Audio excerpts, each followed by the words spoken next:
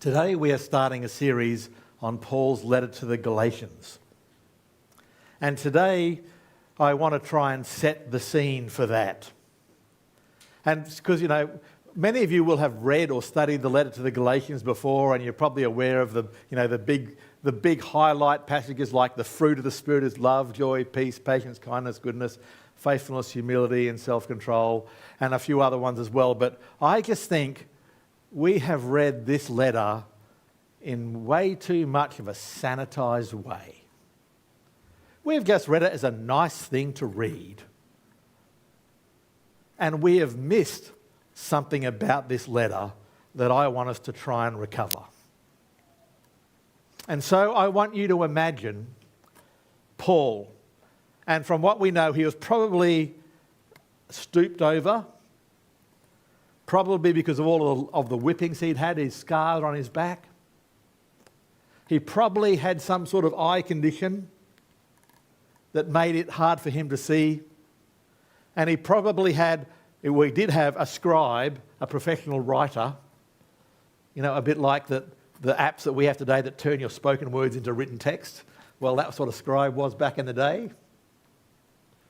And he is then dictating this letter to be sent to the Galatian churches. And your mission, should you choose to accept it over the next few weeks, is to read the letter to the Galatians.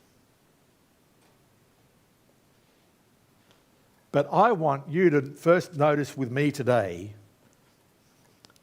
how passionate and intense Paul is in this letter. Maybe more than any other of the letters that he wrote. And this is probably the first letter that he wrote of the existing ones that we have. And so I'm just going to scan through the letter to the Galatians and just going to pick out some of the phrases that show you the passion and intensity in this letter. So I'm going to be jumping through, so you probably won't find that easy to follow if you're flicking in your Bible, but you'll be reading the whole thing later, so you'll be able to find it then. That'll be fine. So here we go, Galatians chapter 1, verse 6. I am astonished that you are so quickly deserting the one who called you to live in the grace of God. A few verses down, if anybody is preaching you another gospel other than that what you accepted, let them be under God's curse. Am I now trying to win your approval of human beings? How about this over in chapter 2? This matter arose because some false believers had infiltrated our ranks to spy on us. Just imagine, someone here is a false believer. They've infiltrated our ranks to spy on what we're doing today. And Paul says, some people did that. And then he went to Jerusalem and says, there's the people held in high esteem. Whatever they were makes no difference to me. Like these were the people like Peter and James, the actual brother of Jesus, and John, one of the other. And he says, whatever they were makes no difference to me. Can you imagine him saying that with intensity and passion? When Cephas, that is Peter, came to Antioch, I opposed him to his face. Can you imagine that? Have you ever tried to oppose someone significant and famous and powerful to their face? Like maybe your boss at work? Well, this was Jesus' right-hand man. The one who was there from the beginning for all of it. And Paul's getting in his face.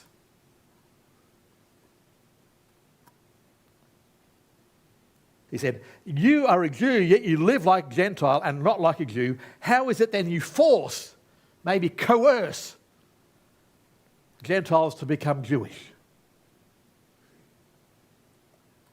Then down in chapter 3, you foolish Galatians. This is not nice, happy, calm language, is it? Who has bewitched you? Who has put you under their spell? Who has got a Hogwarts spell and confused you?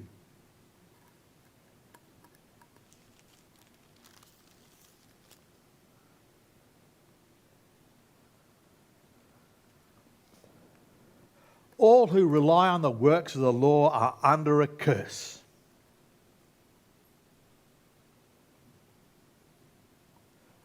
But now that you know God, or rather are known by God, how is it that you are turning back to those weak and miserable forces? Do you wish to be enslaved by them all over again?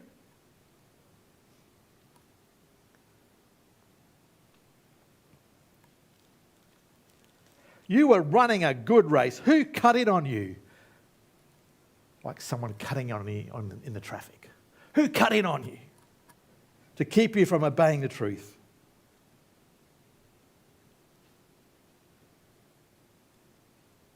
Mark my words. I, Paul, tell you that if you let yourself be circumcised, Christ will be of no value to you. Now, it's not me telling you this morning, right? But this was Paul. Neither circumcision nor uncircumcision means anything.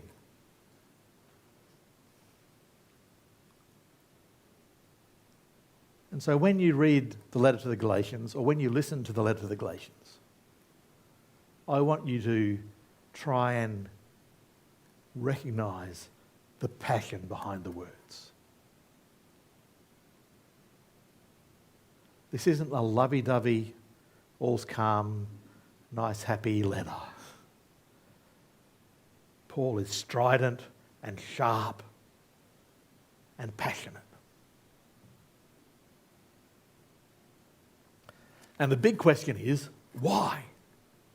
Why was he like that? Why did he dictate such a letter to his scribe?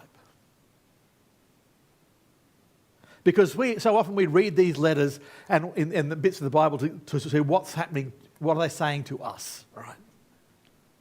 But I think before we do that, we've got to try and understand what they were saying, the letter was saying to them. And in order for us to do that, we need to understand who the churches are. We need to understand who Paul is. We need to understand who Peter is. And we need to understand something about the dynamics of what was going on in Jerusalem. And so today we're going to try and do those things so that when you come to read the letter to the Galatians this week, you might have a bit of a framework to help you understand why Paul was so passionate. And so in the letter to the Galatians is to these churches here. Is my little, oh yeah, it's working. Antioch, Pisidian Antioch, Iconium, Lystra and Derbe.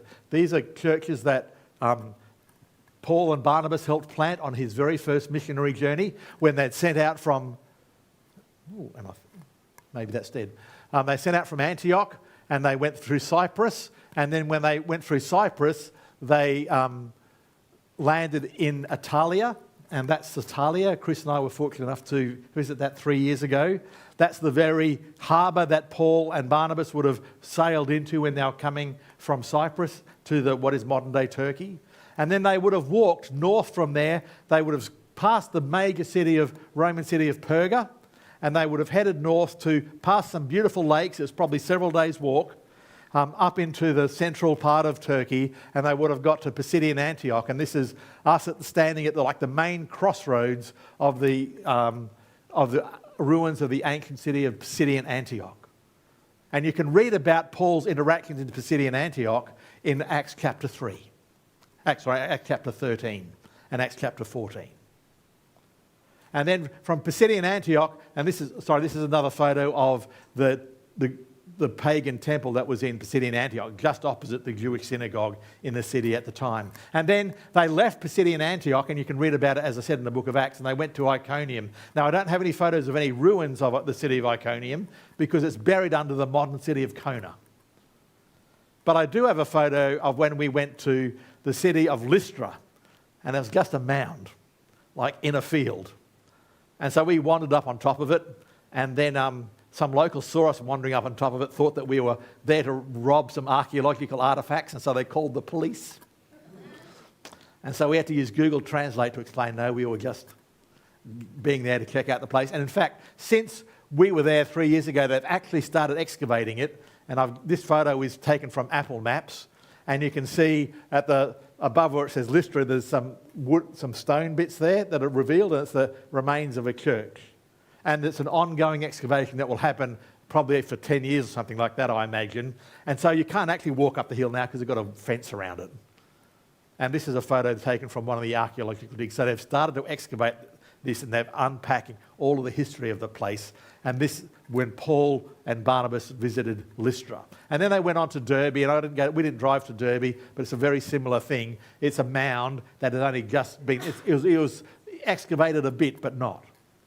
So these 4 cities were the cities where Paul and Barnabas planted churches in central modern-day Turkey, in southern Galatia. And they were the recipients of this letter. And when you read through Acts chapters 13 and 14, and then you read through Galatians, you will see references in Galatians to some of the things that happened in Acts chapters 13 and 14.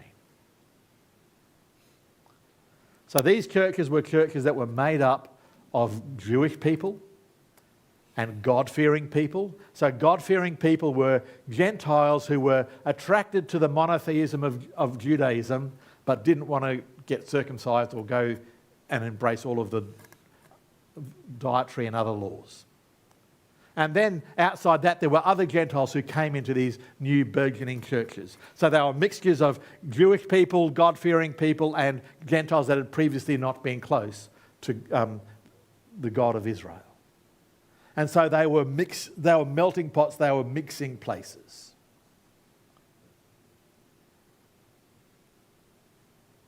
And if you ever know anything about the mixing of cultures and the mixing of backgrounds, you know that there can be tensions, right? That's not the way we do it. Yes, that's the way we do it. No, we know better. We know what it should be like. No, we know better what it should be like. And so you've got this diverse mixing of people in church. It's different to, say, a church in Jerusalem where it's predominantly Jewish, right? These were churches where there were mixtures of people. Well, who was Paul? Well, Paul, in the letter to the Galatians, gives some biographical information about himself. I was advancing in chapter 1, verse 14. I was advancing in Judaism beyond many of my own age among my people, and I was extremely jealous for the traditions of my father, of my fathers. And then over in Philippians, he says a similar thing. He gives us some more information. I was circumcised on the 8th day of the people of Israel, of the tribe of Benjamin, a Hebrew of Hebrews, in regard to the law of Pharisee, as for zeal, persecuting the church, as for righteousness, based on the law, faultless. And in the book of Acts, he also gives some information about himself as well.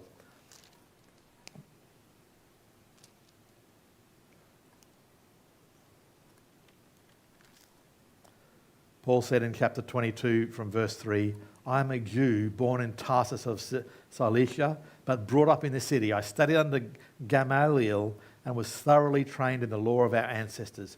I was just as zealous for God as any of you are today. I persecuted the followers of this way to their death, arresting both men and women and throwing them into prison, as the high priest and all the council can themselves testify.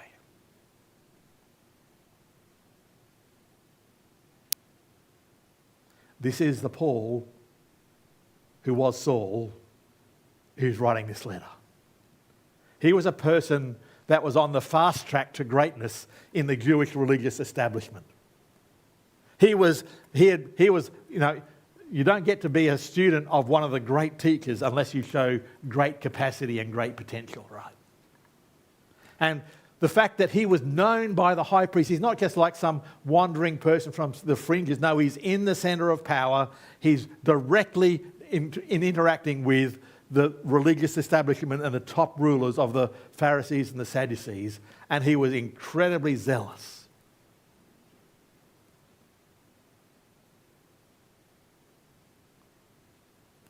But he is also the Paul, and you can read it in Acts chapter 9, where he's going to Damascus to arrest some followers of Jesus. And Jesus appears to him and says, "Why are you persecuting me?" And this upends his entire understanding of everything. And he goes off into Arabia, probably to try and think for 3 years, to think through all the implications of his encounter with Jesus.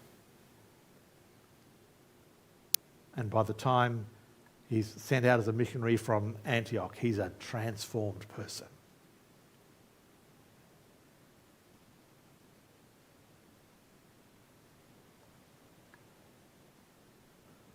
You see, Paul was on the inside of Pharisaical Judaism, and he was an expert at it. He was zealous for it.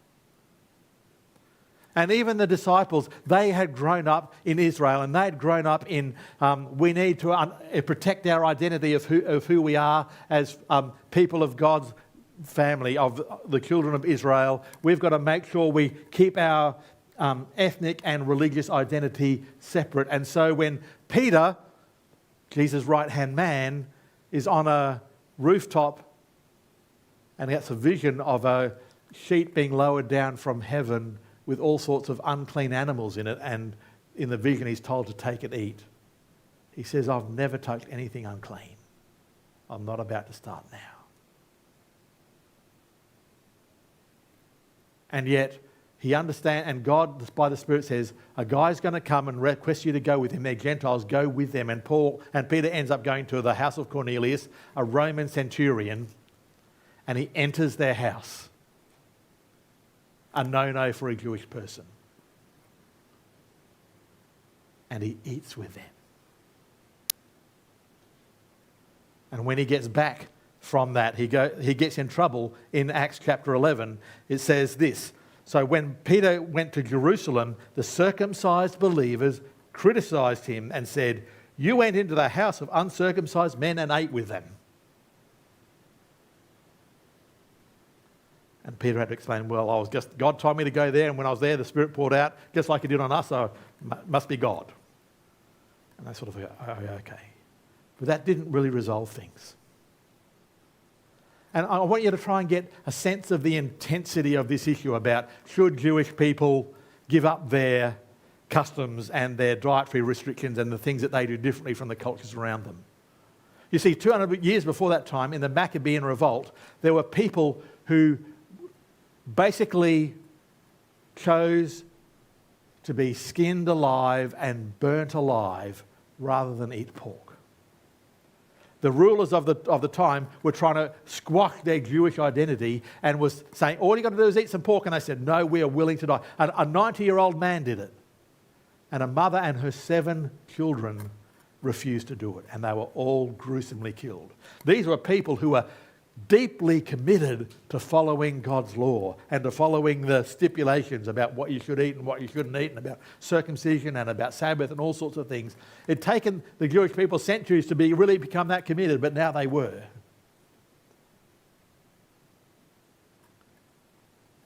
And it was a live issue still. Read Acts. So I'm giving you lots to read.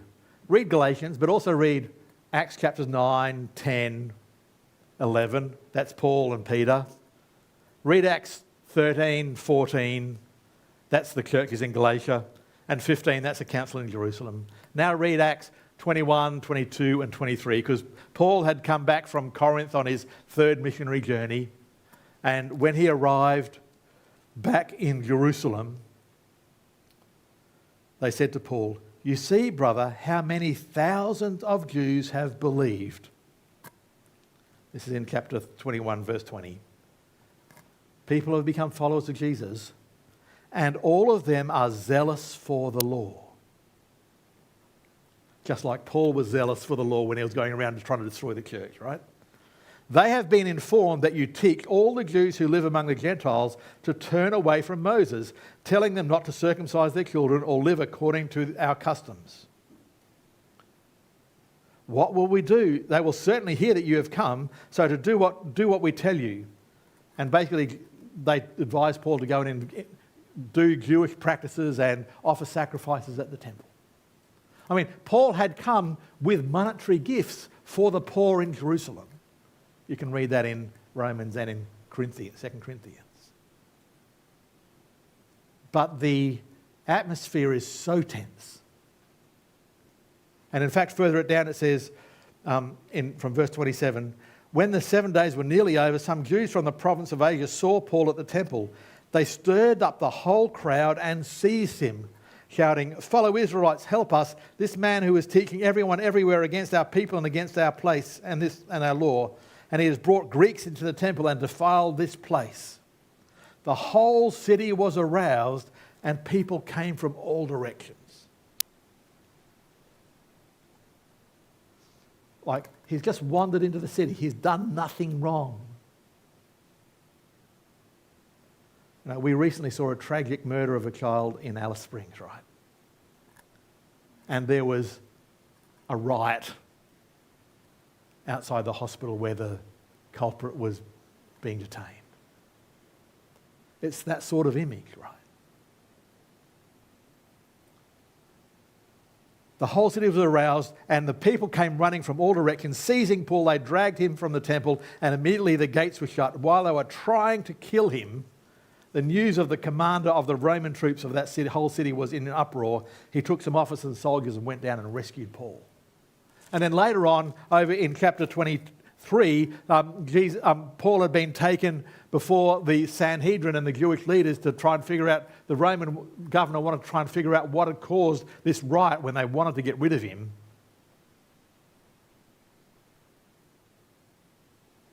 And a religious fight between the Pharisees and the Sadducees broke out that turned violent. So violent that the Roman governor thought that Paul's life was at risk, had to whip him out. And then some of those Jewish people were so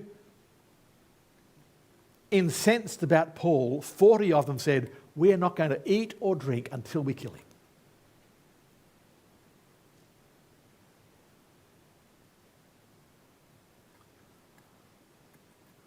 Because this was the core issue.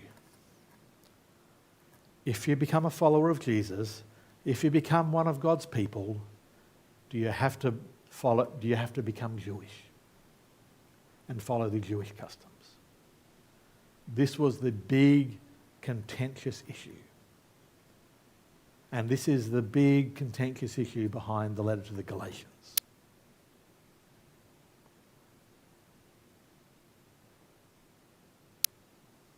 And you can see how violently people held positions about this, right? And how passionate they were.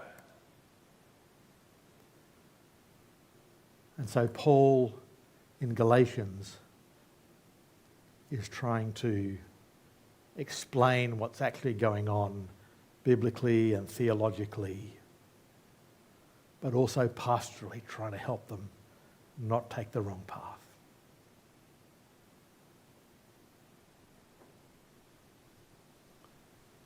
Because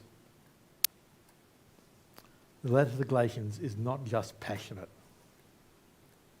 it's also profound. And again, I'll just pick out a few verses here and there. Paul says in his own testimony, "But when God, who sent me apart from my mother's womb and called me by his grace, was pleased to reveal his Son in me." Or over in the end of chapter 2, "The life I now live in the body, I live by faith in the Son of God, who loved me and gave himself for me." Or over in chapter 4, "God sent the Spirit of his Son into our hearts, the Spirit who calls out, 'Abba, Father.'"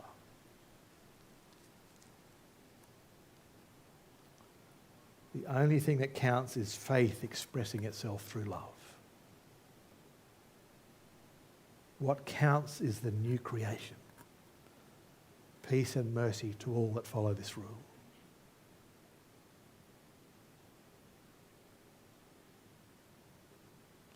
So I don't want you to read Galatians like a bland letter. It's nice and even, and there's nice some memory verses in it from Sunday school. I want you to read it and notice the passion and notice how profound it is. Notice when Paul is strident. But also notice when Paul explains what life with Jesus is like on the inside.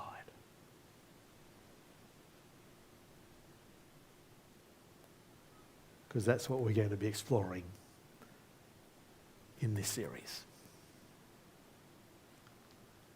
Let's pray.